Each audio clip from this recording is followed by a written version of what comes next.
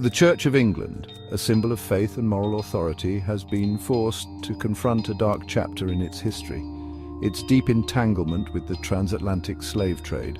For centuries, the Church profited from the brutal exploitation of enslaved Africans, amassing wealth and influence through investments in slave trading companies and the ownership of plantations. Recent revelations have exposed the extent of the Church's involvement, prompting calls for accountability, reparations, and a sincere reckoning with its past. The Church's complicity in slavery challenges its moral standing and raises uncomfortable questions about the relationship between faith and power. How could an institution dedicated to compassion and justice be so deeply implicated in the suffering of millions? Unveiling this truth is painful but necessary, as it forces us to confront the enduring legacy of slavery and the need for genuine atonement. The Church's involvement in slavery was not limited to a few rogue individuals, but was systemic and widespread.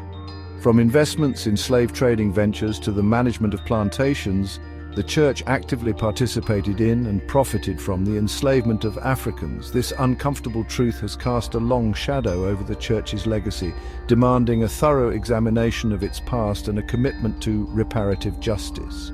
The Church's recent acknowledgements and apologies, while a step in the right direction, are only the beginning of a long and arduous journey.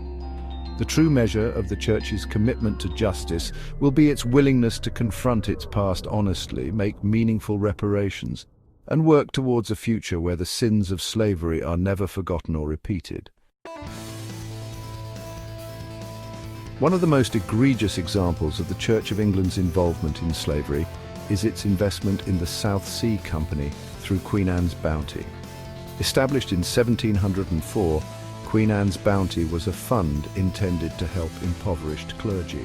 However, the fund's managers, seeking to maximize profits, made substantial investments in the South Sea Company, which held a monopoly over the British slave trade. Between 1715 and 1739, Queen Anne's Bounty poured vast sums into the South Sea Company, directly financing the transportation of an estimated 34,000 enslaved Africans across the Atlantic.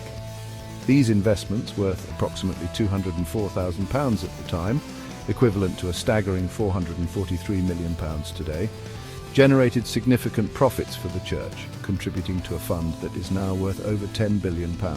The Church's investment in the South Sea Company is a stark reminder that its involvement in slavery was not merely passive but actively fueled the brutal trade in human lives. The profits generated from these investments enriched the Church while simultaneously condemning countless